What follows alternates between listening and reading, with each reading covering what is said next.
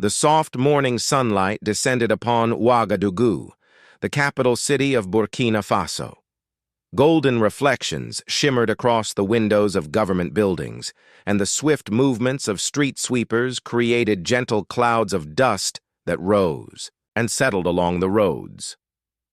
President Ibrahim Traoré sat in his spacious office, the same room adorned with wooden paneling on the walls, silent fans hanging from the ceiling, and a framed map on one side displaying the intricate network of Burkina Faso's territorial veins.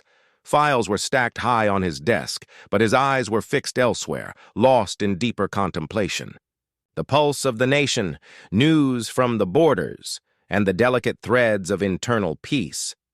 These thoughts constantly echoed in a leader's mind. The door opened. His close associate Amadou entered, slightly out of breath, with lines of worry etched across his face, creating a subtle tension in the quiet room. "Mr. President, an urgent message has arrived from Ouagadougou Hospital," Amadou announced.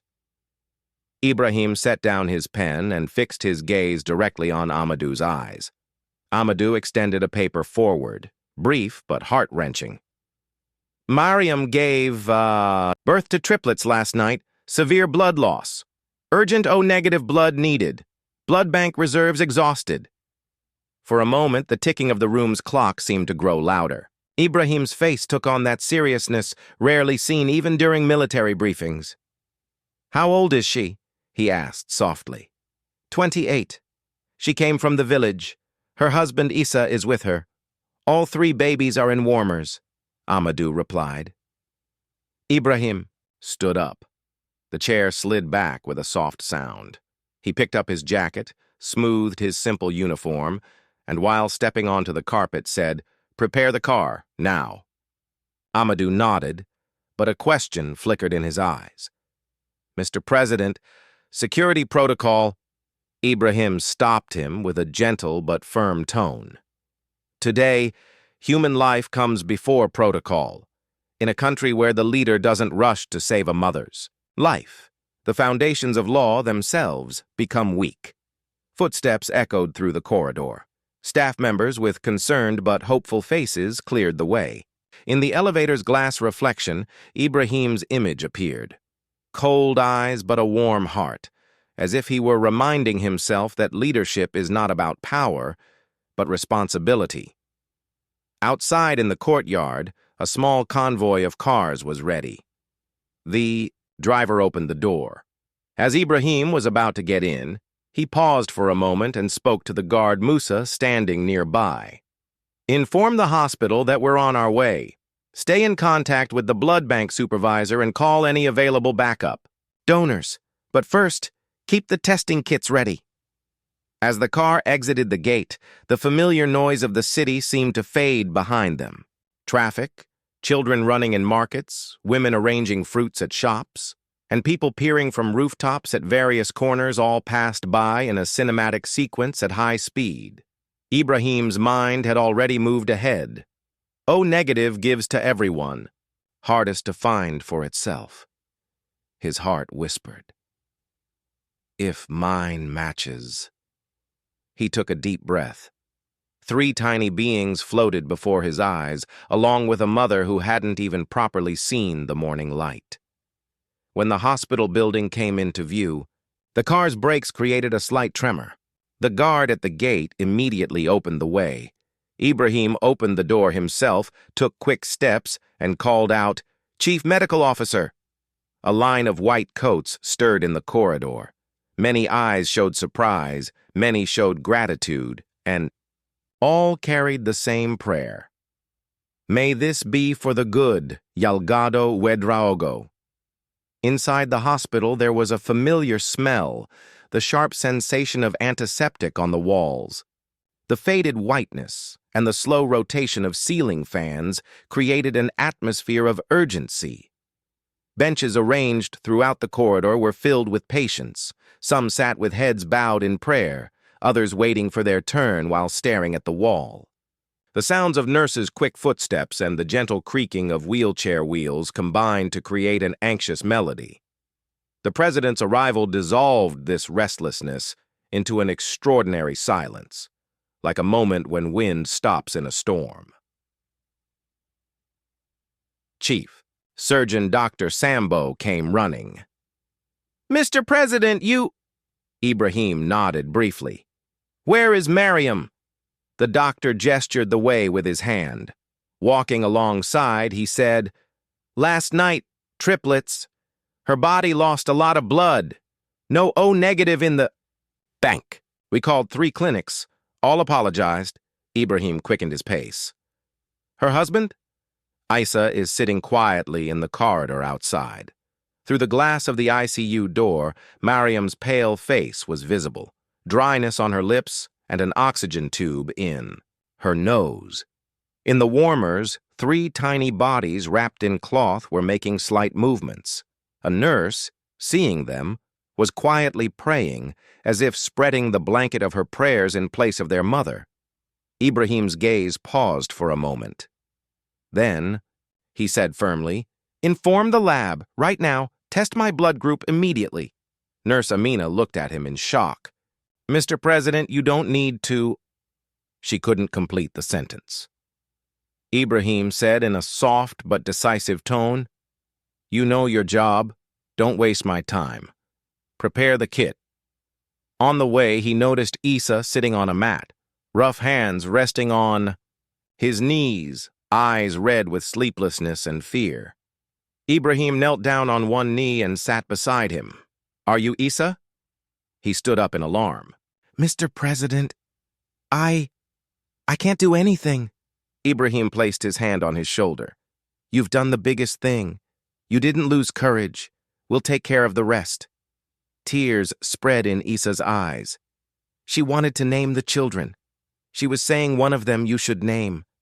Ibrahim said with a slight smile, "When she wakes up, we'll let her name them herself." The lab room was a bit colder. Syringes were arranged orderly on steel trays. Nurse Amina rolled up his sleeve, then hesitated. "Mr. President, according to protocol." Ibrahim extended his arm. "Here, there's only humanity." When the needle touched his skin, he held his breath gently. Amina filled the vial with blood, quickly labeled it, and rushed to deliver it to the expert pathologist. "Fast typing," she said quickly. "A few minutes felt like 100 years." Silence spread through the corridor outside. Dr. Sambo's footsteps, nurses' whispers, and somewhere distant, a brief wave of a child crying. Everything seemed to revolve around one question. Will it match? Amina returned running. A wave of light was flowing across her face. "Sir, O negative." Everyone breathed a sigh of relief for a moment. Ibrahim took off his jacket, completely rolled up his sleeves, and sat in the chair. "Set up the drip, and don't waste time." Amina's hands were steady. As the needle entered his arm, a red river began flowing into the bag. Dr. Sambo looked up at the ceiling with gratitude. The air in the room became lighter, as if someone had opened the window of hope. Heavy drops were collecting in the blood bag at a steady pace. The light scent of cotton and the sharp cut of alcohol passed through Ibrahim's senses, but no wrinkle appeared on his face. He kept looking straight at the clock hanging on the wall. Every passing second was deepening the resolve in his heart. Amina said in a gentle tone, "Sir, if you feel dizzy, please tell me." He smiled. "Before me, there's a mother's breath. Dizziness can come later." Meanwhile, preparations were being completed. Rapidly in the ICU, the transfusion line was set up. Vitals were being monitored. The doctor gave brief instructions to the team. First 15 minutes, strict observation. If there's any reaction, immediately Protocol B. In the quiet corridor of the hospital, a nurse handed Isa a glass of water. "Pray. Prayers make way." Isa closed his lips and shut his eyes. On his tongue was just a soft plea. "Oh, Lord." In the lab room, Amina separated the bag from the apparatus. She checked the numbers, wrapped it, held it against her chest with both arms, and ran toward the ICU with quick steps. The sound of her running footsteps echoed in the corridor like drums of hope. The door opened. The team was already standing, ready. The needle was inserted into the line, and the red river began flowing into that room where breaths were scattered with the color of life. First 5 minutes. Silence. The delicate green line on the monitor began to stabilize slightly. The minutes, reduction in the blueness of lips. Minutes, a very light redness on the cheeks. Dr. Sambo said softly, heart rate stabilizing, blood pressure improving. A young doctor on the team unconsciously raised his head toward the sky as if saying thank you. Meanwhile, Ibrahim completed his donation. Amina removed the needle, placed cotton, bandaged it, and almost insisted, "Wait 2 minutes. Have some juice." "This is my order," he laughed. "Before your order, even a president is just a citizen." He slowly took 2 sips of orange juice. Then he asked for news. Amina's eyes became moist. "She's getting better, sir." Ibrahim took a deep breath and leaned back in his chair as if a heavy stone had been lifted from his shoulders. But at that moment, a new map formed in his mind. This isn't just one life. Every day, countless patients here ask for blood. "The system is weak and the fear is too great," he said to Amina. "Tell me a number. How often do such cases come and we fall short?" Amina said seriously. "Very often. People are afraid or don't know, and our cold chain, storage, staff, everything is limited." The flame of new resolve ignited in Ibrahim's eyes. "Gather all the staff in the courtyard, and if possible, those patients who can walk and come. I need to speak now." A few minutes later, there was a crowd in the hospital's inner courtyard. Doctors, nurses, cleaning workers, caregivers, and some patients who had gotten up from their beds and come to chairs. Ibrahim stood on a small staircase. His voice was simple but full. "Today I asked for a prayer with my blood for a mother, and God heard it. But this prayer shouldn't be mine alone. This country is one body. If one part lacks blood, the entire body becomes weak. I tell all of you who are healthy, who are strong, come forward, give blood. This is a matter of a few minutes, but for someone's children, it becomes an entire world." A few moments of silence. Then hands were raised, heads bowed, moisture in, eyes and smiles together.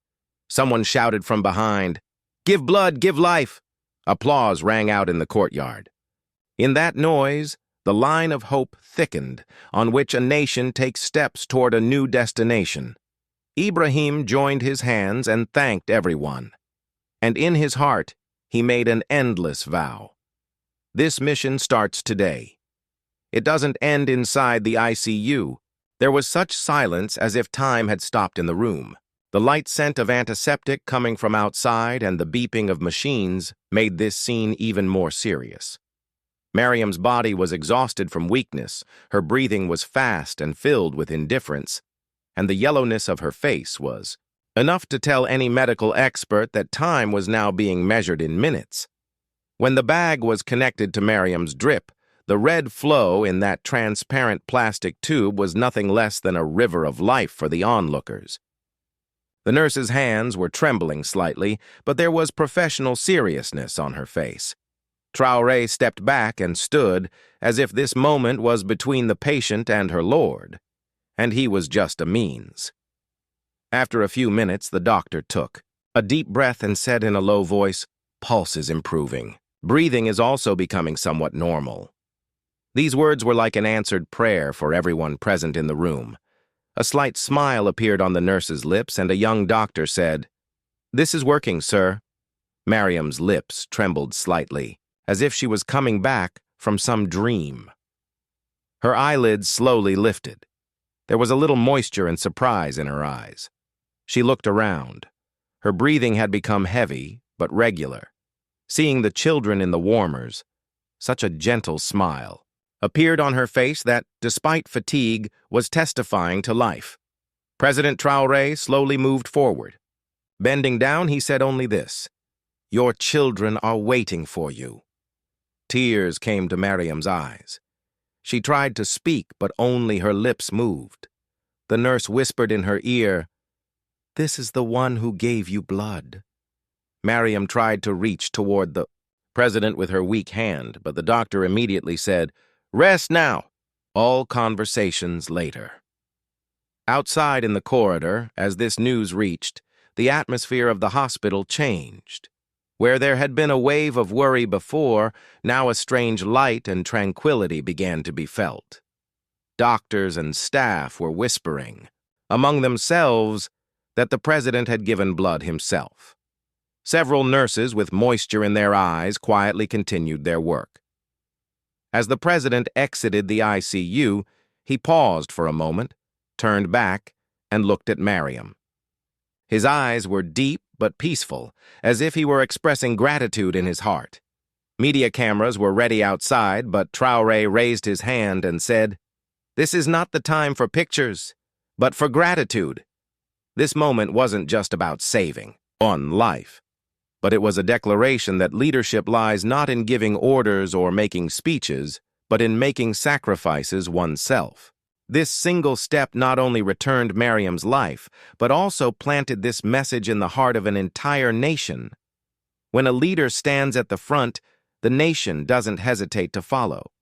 Within hours of that extraordinary moment in the ICU, this news traveled from the hospital walls to the streets, intersections, and homes throughout the capital. First, a junior doctor at the hospital took a photo with his mobile phone. The image showed President Ibrahim Traoré sitting on an ordinary chair, sleeves rolled up, with a cannula in his arm for blood donation. There was no trace of showmanship on his face, just quiet contentment. As soon as this photo appeared on social media, it went viral within hours. On Facebook, Twitter, and Instagram, people began commenting, "This is real leadership. The president's blood flows in the people. We love such a leader more than life itself." Some wrote that this moment would be told to future generations. Local TV channels gave this photo prominent placement in their breaking news, and anchors declared it the biggest humanitarian step of the day. Crowds began gathering outside the hospital. Some were making live videos with their mobiles. Some had just come to catch a glimpse of the president, and some went straight to the blood donation center. A young man who came on a bike, panting, entered and said, "My blood group is O negative. I want to donate blood." After that, it was like a chain reaction started. When this news reached other hospitals in the city, staff there voluntarily started blood donation drives. Teachers from several schools sent messages to children that, if their parents wanted, they could come to donate blood. Shopkeepers in the market were putting up posters. "Give blood, give life." And this incident began to be narrated in Friday sermons in mosques as well. The government spokesperson called an immediate press conference announcing the launch of the National Blood Donation Campaign aimed at permanently ending blood shortages in hospitals. The campaign was named Flow of Hope. In his brief speech, President Traoré said, "Today I fulfilled my duty. Tomorrow it could be any one of you. We can all become a source of hope for someone." Hearing these words in live broadcasts, many people became emotional. A video became particularly popular on social media. In it, an elderly woman, about 70 years old, standing outside the hospital, was saying, "When our leader can give blood, why can't we? Today I will also donate blood." Young people standing around her were clapping. Local radio stations prepared special songs and jingles for the campaign. A famous singer said in a live program, "This country is not just a piece of land, it's a heart, and today the president has quickened this heart's beat." International media also picked up this news. A renowned African news channel called it a rare example of connecting with the people, while European media commented, "While many world leaders don't step out of their power chairs, Traoré is sitting near hospital beds giving blood." This news was no longer confined to Burkina Faso's borders. It had become news that attracted media attention from Europe, Asia, and America, extending far beyond Africa. Special reports were being broadcast on international news channels repeatedly, showing moments of President Traoré giving blood. These reports discussed not only this incident, but also Traoré's simplicity and humanitarian service spirit in detail. A famous British channel declared it the true definition of leadership in its prime-time program. The program host said, "There are few rulers in the world who get up from the seat of power and perform the duty of service like an ordinary citizen." President Traoré has proved that leadership is built not by power but by sacrifice. The United Nations Humanitarian Affairs Office formally wrote to Traoré, praising him for his excellent role in humanitarian service. The letter also stated that Burkina Faso's campaign should be adopted as a model for other countries. Along with this, several international NGOs offered cooperation for blood donation programs in the country. Neighboring countries were also greatly affected by this news. Popular-level blood donation campaigns began in Mali, Niger, and Ghana. Citizens of these countries shared photos of their donations on social media with the hashtag #BeInspiredLikeTraoré. This hashtag made it to the list of global trends within a few days. European newspapers gave Traoré front-page coverage. A famous French newspaper wrote, "A leader of Burkina Faso who offered the blood of his veins to save his people." German and Italian journalists also declared this act an excellent example of true leadership. All this was not unexpected for President Traoré, but he was happier about the fact that his act had affected millions of people rather than these praises. When an international journalist asked him, "How does all this honor and fame feel to you?" he smiled and said, "This honor is not mine, but belongs to all those who resolved to donate blood in this country and in other parts of the world. We are all means of life for each other."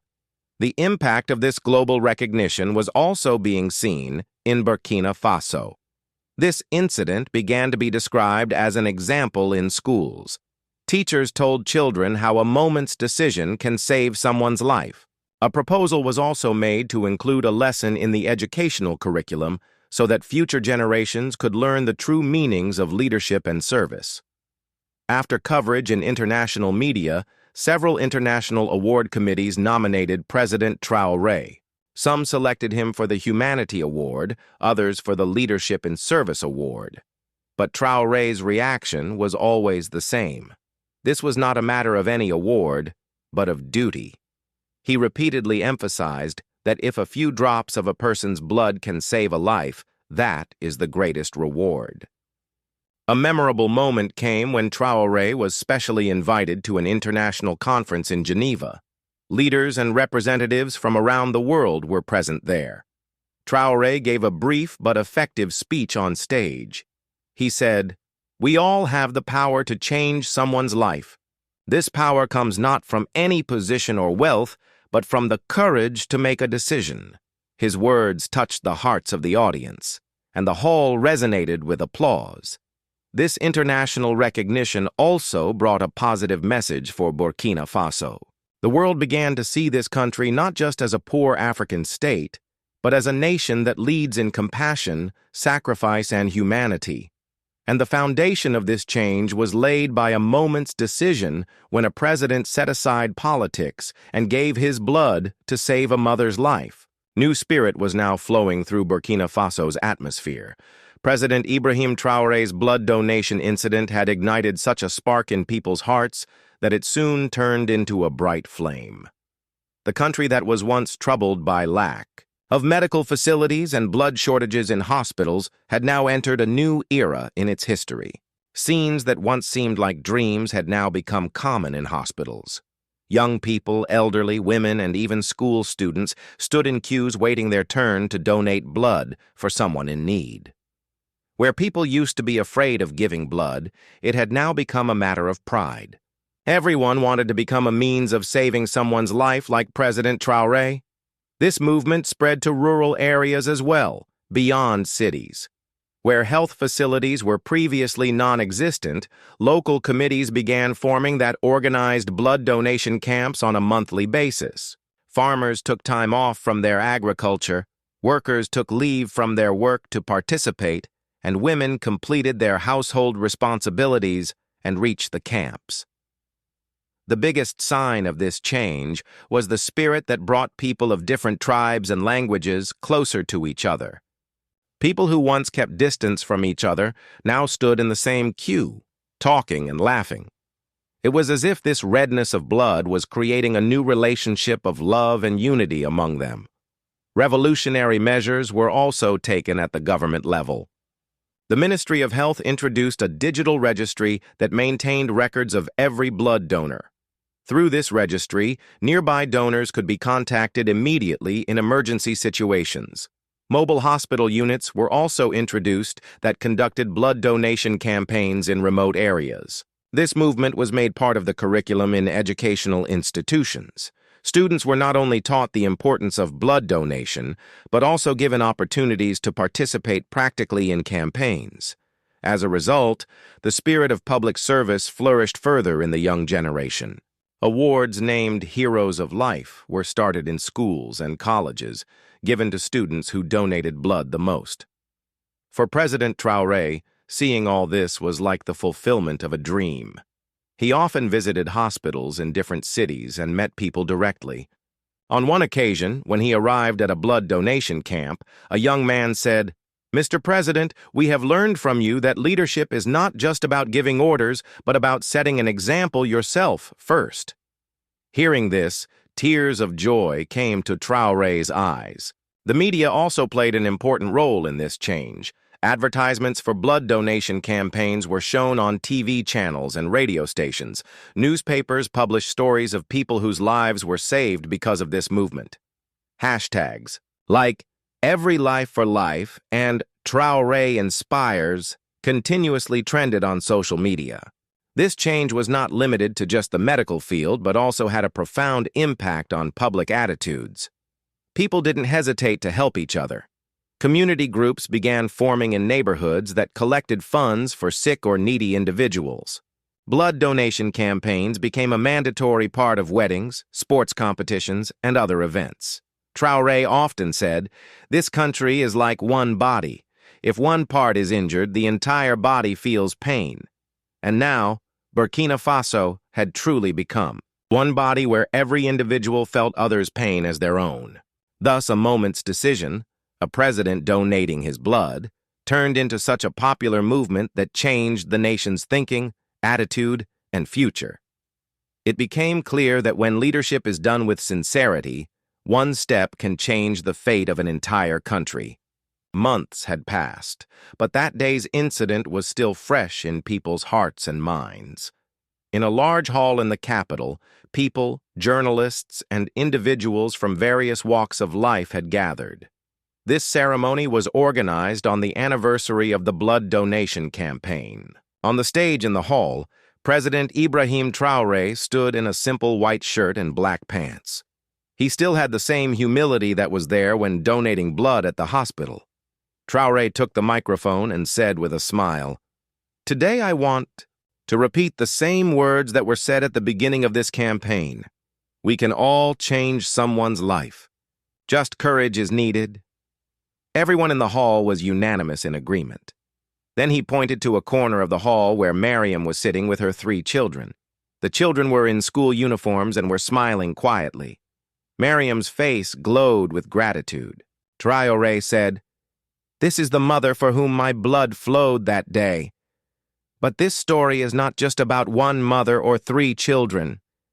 This story is about all of us who decided that we can be a means of hope for someone." He continued, "Today, when I look at the statistics of our blood banks, I see a miracle. Where we once struggled to collect a few units of blood in a month, now we collect hundreds daily. Where people once feared hospitals, now they come forward to save lives." The audience listened in rapt attention as he shared the remarkable transformation. "Our hospitals report that in the past year, not a single patient has died due to blood unavailability. Not one. This is not the achievement of a president or a government.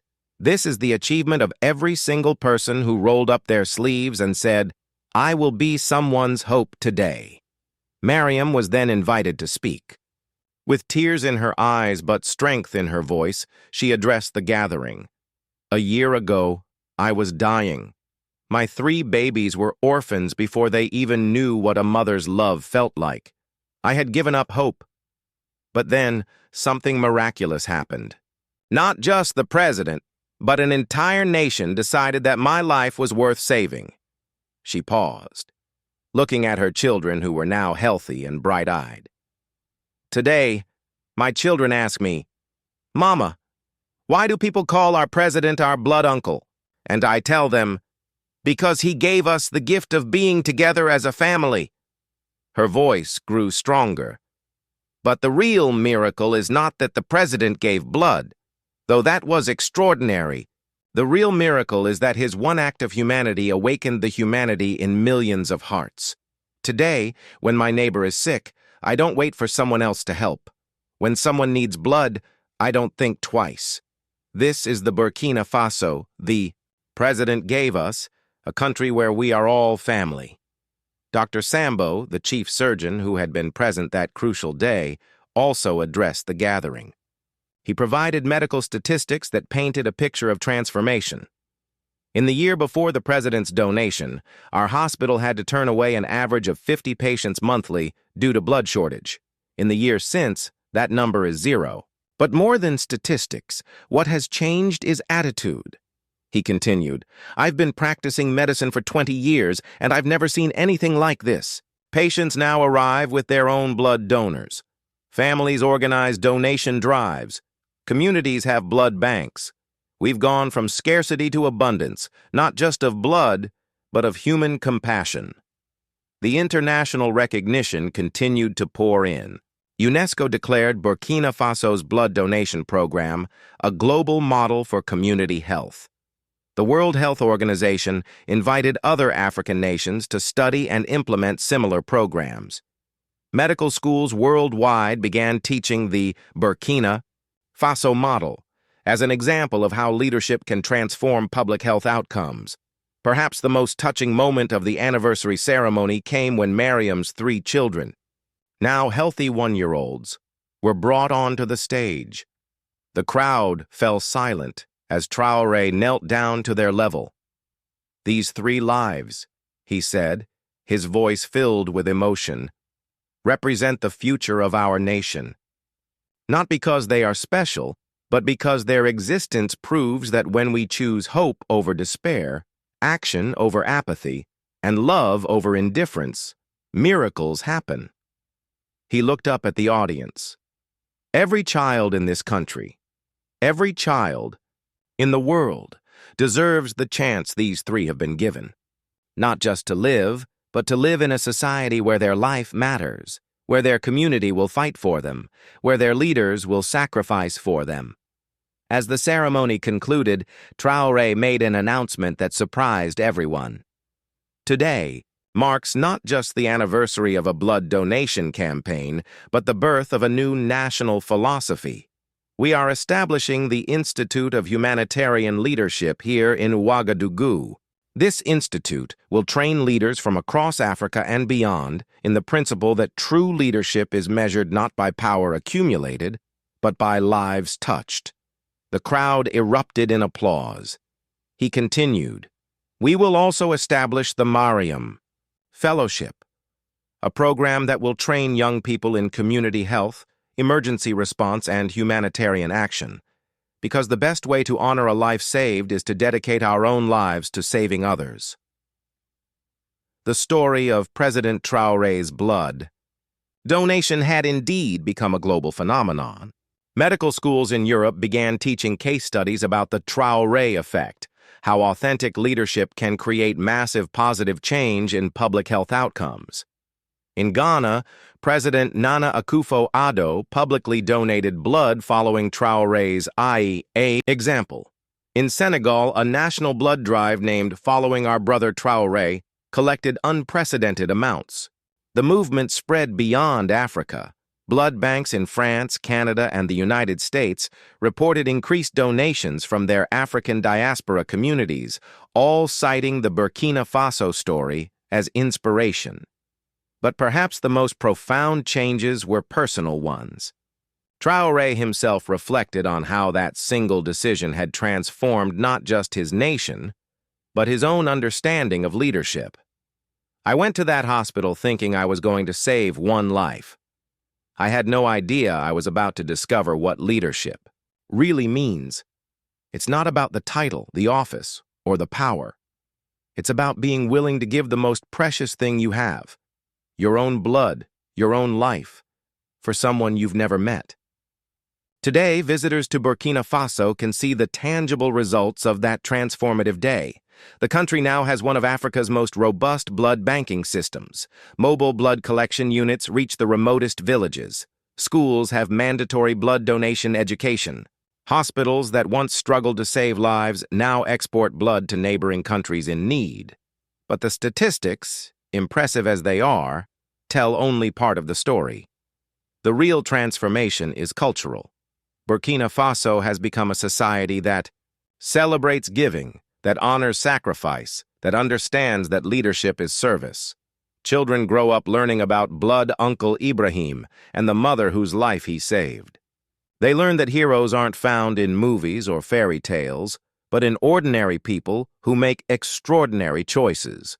They learn that the most powerful thing any person can do is decide that another person's life matters. 2 years after that transformative day, President Traoré was in his office reviewing reports from the various blood donation centers across the country when Amadou entered with an unusual expression on his face. "Mr. President, there's someone here to see you. She says it's about the blood donation program, but she's come from very far away." Ibrahim looked up, curious. "Who is it?" "Her name is Fatima. She's from Chad. She traveled for 3 days to get here." Minutes later, a woman in her 40s entered the office, wearing traditional Chadian dress, her eyes bright with determination and hope. She carried a small bundle in her arms, a baby, no more than 6 months old. "Mr. President," she said in accented French, "I am Fatima from N'Djamena. This is my daughter, Aisha." Ibrahim gestured for her to sit. "Welcome to Burkina Faso, Fatima. How can I help you?" Tears welled in her eyes as she began her story. 2 months ago, my daughter needed an emergency surgery. The doctor said she required a very rare blood type, AB negative. In Chad, we searched everywhere. No blood banks had it. My baby was dying." She paused, holding her child closer. "Then someone showed me a video on their phone. It was you, giving blood to save a mother. They told me about your campaign, about how Burkina Faso had become a place where no one dies for lack of blood." Ibrahim leaned forward, deeply moved. "You brought her here?" "I sold everything I had, my jewelry, my goat, even my grandmother's bracelet, to pay for the journey. When we arrived at your hospital, the doctors tested everyone who volunteered. A young student named Musa was a match. He gave his blood to my Aisha." She looked down at her healthy, sleeping baby. "She lived because of what you started here. But I didn't come just to thank you. I came to ask, can you help us start the same thing in Chad?" That conversation changed everything for Ibrahim. He realized that the movement had grown beyond his wildest dreams, but it was still limited by borders. That evening, he called an emergency meeting with his health ministers and advisors. "We have something precious here," he told them, "something that shouldn't belong to just one country. If a mother from Chad had to travel 3 days to save her child, how many others didn't make it?" Within weeks, the Pan-African Blood Brotherhood initiative was launched. The program would train medical professionals from across Africa in blood banking, donor recruitment, and emergency response. Burkina Faso committed to sharing its entire system, the digital registry, mobile units, educational curricula, freely, with any African nation that wanted to implement it. Fatima became the first blood ambassador, traveling back to Chad with a team of Burkinabe medical experts and equipment donated by international NGOs who had been inspired by the story. Within 6 months, Chad had established its first modern blood bank system. As news of the Pan-African Initiative spread, something unexpected happened. Children and teenagers across the continent began organizing their own campaigns. In Kenya, a 14-year-old girl named Amara started a school club called Young Blood Heroes. Though too young to donate themselves, these students became educators, teaching their communities about blood donation through songs, plays, and door-to-door campaigns. In Nigeria, teenage brothers Kemi and Tunde created a mobile app that connected blood donors with hospitals in real time. They called it Lifelink and dedicated it to President Traoré and the mother who started it all. The app quickly spread across West Africa, with young programmers in different countries adapting it for their local languages and systems. Back in Burkina Faso, Mariam's triplets, now healthy 3-year-olds, had become symbols of hope. Though too young to understand their significance, they were often brought to blood donation events where their mere presence reminded people why the work mattered. The children had been named Espoir, Hope, Courage, and Amour, Love, by their parents, with Ibrahim's blessing. The success of the blood program had unexpected consequences for Burkina Faso's entire healthcare system. With abundant blood supplies, surgeons could now perform complex operations they had previously avoided. Cancer treatment centers opened as chemotherapy patients could receive the blood support they needed. Maternity wards transformed from places of anxiety to beacons of hope. Dr. Sambo, who had witnessed that first crucial day, found himself invited to medical conferences around the world. He would always begin his presentations the same way. This revolution didn't start in a laboratory or university. It started when one man decided that a stranger's life was worth his own blood. The ripple effects extended beyond blood banking. The sense of community responsibility that the campaign had fostered led to increases in organ donation, volunteer nursing programs, and community health initiatives. Villages that had never had basic first aid training now boasted teams of certified emergency responders. International pharmaceutical companies began establishing research centers in Burkina Faso, attracted by the country's reputation for medical innovation and community cooperation. What had started as a crisis response had transformed into a thriving healthcare ecosystem. 3 years after the original blood donation, Burkina Faso faced its greatest test. A bus accident on the highway between Ouagadougou and Bobo-Dioulasso resulted in 47 casualties, many requiring immediate transfusions. The accident occurred at night, far from major hospitals. Within hours, the national blood response system that had been built showed its true power. Mobile units were dispatched from 3 cities. The digital registry identified donors in nearby villages. Social media alerts brought volunteers racing through the darkness. By dawn, not a single victim had been lost to blood shortage. Among the donors who arrived that night was Isa, Mariam's husband, now trained as a community health coordinator. As he rolled up his sleeve, he told the young nurse, "My wife received blood from the president once. Today, I give mine for someone else's family." The international media coverage of the successful emergency response was unprecedented. CNN called it the miracle of modern Africa. The BBC produced a documentary titled "From One Drop: How Blood Changed a Nation." But the response that mattered most to Ibrahim came in a handwritten letter from a survivor's daughter. "Thank you for teaching our country that we are all family." By the 4th year, the Pan-African Blood Brotherhood had spread to 23 countries. The success was so significant that the African Union officially adopted blood donation as a continental priority. They called for a special summit in Addis Ababa, with President Traoré as the keynote speaker. As Ibrahim stood before the assembly of African leaders, he reflected on the journey from that urgent morning in his office to this moment on the continental stage. His speech was brief but powerful. 4 years ago, I gave my blood to save one mother. Today, that drop has become a river flowing across our continent. But let me tell you what really matters. It's not that a president donated blood. It's that, in doing so, we remembered who we are. One people, one blood, one Africa. The summit resulted in the Addis Accord, a continent-wide commitment to achieving blood security for every African nation by 2030. Each country pledged to adapt the Burkina Faso model to their local conditions, with technical and financial support from the African Development Bank. The constant travel, speeches, and administrative duties of leading a continental movement had taken their toll on Ibrahim. His advisors worried about his health, but he remained committed to every invitation, every conference, every opportunity to spread the message. During a routine checkup, his doctor made a surprising discovery. Ibrahim's regular blood donations over the years had actually improved his health. His cardiovascular system was stronger, his blood pressure optimal, his energy levels higher than men half his age. "You know," Dr. Sambo told him with a smile, "in giving life to others, you've added years to your own." But the real triumph was more personal.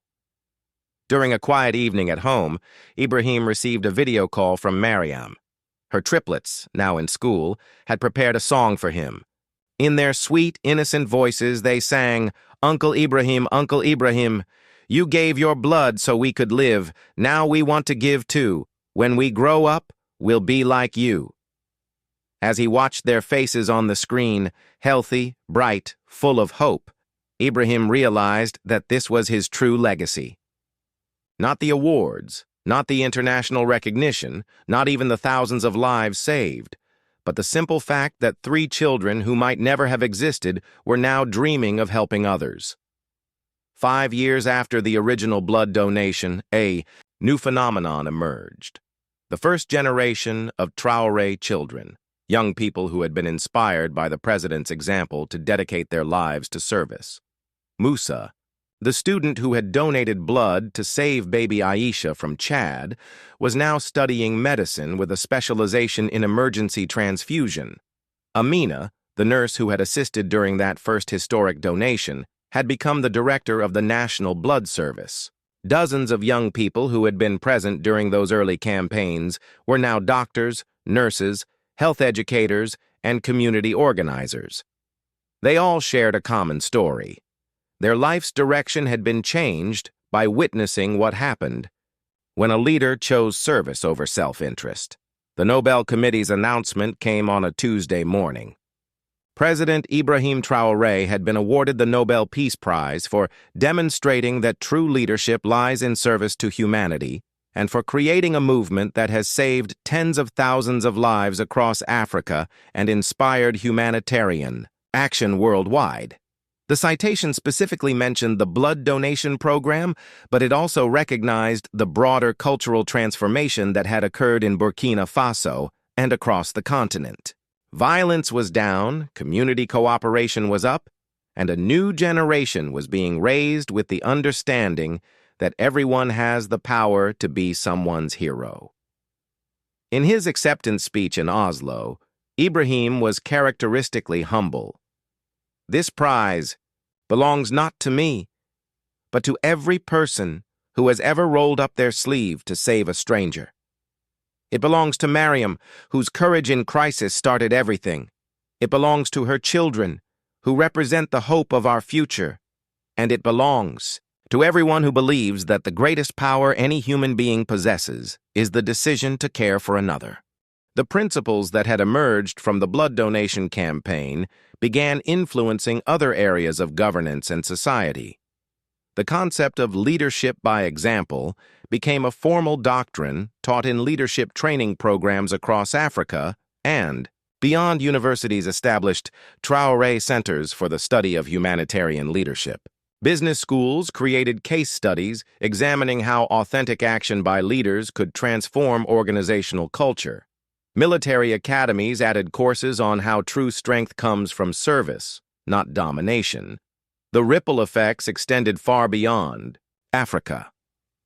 In disaster-struck regions around the world, the Burkina Faso model of rapid community mobilization became the gold standard.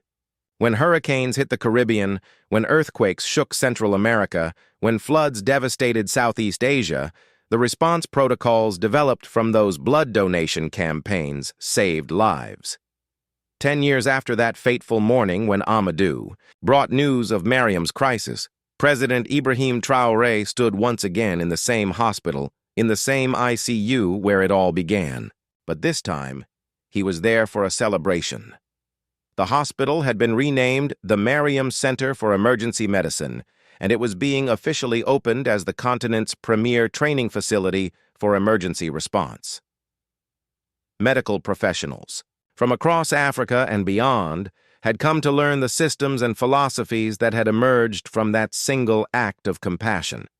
Mariam was there with her children, now bright 10-year-olds who served as junior ambassadors for the blood donation program. They had been giving speeches in schools, teaching other children about the importance of helping others.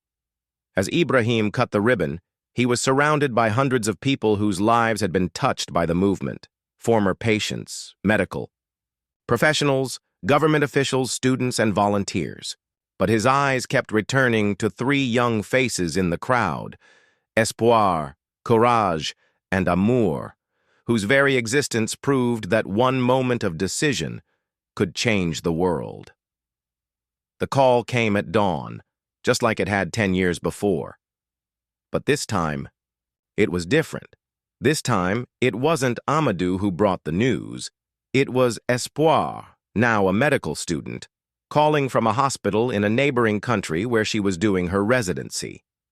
"Uncle Ibrahim," she said, using the name she'd called him since childhood, "there's been a terrible accident here, multiple casualties. The local blood bank is overwhelmed. But don't worry, we're handling it." Through the phone, Ibrahim could hear the organized chaos of a massive emergency response.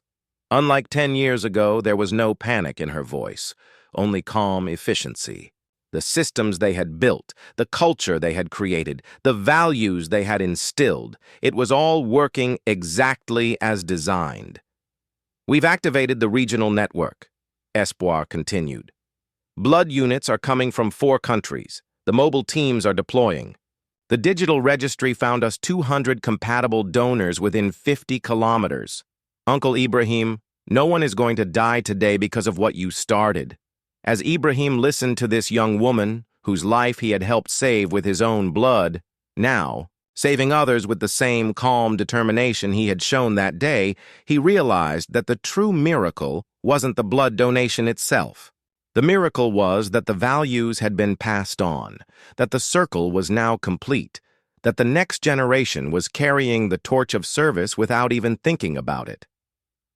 Today, as President Ibrahim Traoré enters his second decade of leadership, the story that began with Mariam's crisis continues to unfold in ways no one could have predicted. Blood banks across Africa display his photo not as a tribute to power, but as a reminder of service. Medical schools teach the Traoré principle, that leadership means being willing to sacrifice for those you serve. The numbers tell an impressive story.